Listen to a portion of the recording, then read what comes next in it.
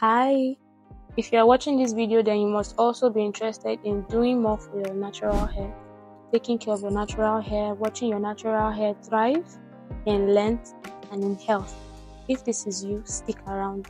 This video is for you. Lately, there's been a buzz around the Rosemary, Fenugreek, and Cloves hair recipe treatment. I like to call it a recipe because there's a lot going on. The herbs, the natural spices, and so yeah, I was curious. I took an interest to it, and I was curious because obviously I want this baby to grow longer and thrive. Anyways, I did some of my findings, and I'll be sharing with you why the rosemary, cloves, and fenugreek hair recipe might not be working for you, why you might be seeing little to no results, and some steps to take that might help for better results in the future. So the first reason is that you might have low porosity hair. Low porosity hair is hair that doesn't readily and easily absorb water and retain moisture. So you might have low porosity hair if your hair takes time to get wet and if it takes time to get dry. This is also why some of the hair care treatments that you've been using are not as effective as they should be, or you're not getting the desired results that you want over a period of time. Hair porosity is the ability of your hair shaft to take in and retain moisture, water, and other cosmetic products. Hair porosity is often due to genetics and procedures, hair grooming procedures that you've been doing over time. These procedures can actually affect the porosity of your hair as well.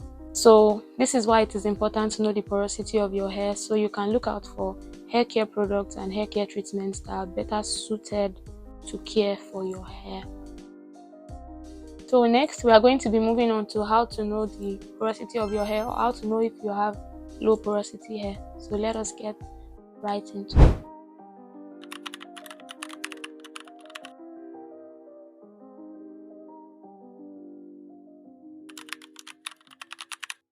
One test, we're going to put on your hair like this.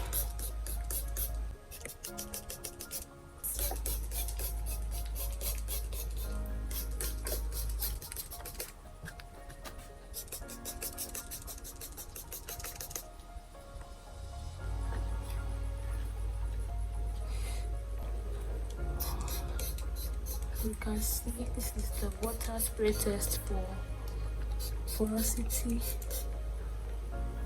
Okay. I guess we'll just wait. Now that we've done the tests, I'm sure you know now if you have low porosity hair or if you have high porosity hair. So if you have low porosity hair, here are some tips that will help you better manage your hair and get the best results from any product or treatment that you might be planning to implement into your natural hair care routine in the future. The first hair care tip is to clarify. Clarifying is you basically using a deep cleaning shampoo to remove the buildup of old products from your hair and from your scalp. Just like we need hair to thrive, we need a clean environment to be our best selves, I think, for most of us. Yes, our hair also needs that clean environment to be able to grow, for your products to do the work that it's supposed to do, for you to get better results from any hair care treatments that you may be using. So clarify your hair with a deep cleaning shampoo. The second hair care tip for natural hair is to moisturize. Oh my god, moisturizing is so important for natural hair because the moisture that is usually in your natural hair is not enough to keep it soft, supple, and resilient. So it is very important and advisable that you moisturize your hair from time to time, obviously in moderation. Doing anything excessively will bring adverse effects, so in moderation, but moisture is very important. So you can moisturize your hair by using leave-in conditioners or any other moisturizing products that you would like or prefer. So I started using this Mega Growth leave-in conditioner in December last year, and honestly it is so good. It makes my hair feel soft and it smells so nice. Like the smell is divine, so it's good. Next one, which I find interesting as well, is to use light oils. So light oils are more absorbent and thus they are better suited for low porosity hair. Some of the light oils that I found, because I checked, and the most popular ones I found were argan or Moroccan oil and almond oil. I also think rosemary oil is lightweight and it is actually good for the scalp. I got this recently and I'll be using it. It also promotes hair growth when you use it on your scalp, so lightweight oils are better because they are not greasy. The fourth hair care tip for low porosity hair is to deep condition your hair with heat. You can do this by using a steamer, a thermal cap, or a hooded dryer. Heat opens up your tightly woven cuticle and allows the conditioner and the moisture to push through into your hair shaft. So this is why it is important to deep condition your hair with heat from time to time for your low porosity hair to get better results. So the fifth and final hair care tip for low porosity hair is to use humectants. Humectants are materials that love water, so they help to absorb and retain moisture in your hair. Examples of humectants that I found are peptin, glycerin, honey, and my personal preference, aloe vera, because I've seen how much aloe vera works for so many women in the natural hair community, and I think I can stick to that. I can't really say for the peptin, for the glycerin and honey. If it works for you, that's fine. Kindly let us know in the comments, but I would rather stick by aloe vera. So like I said, humectants help to retain moisture in your hair.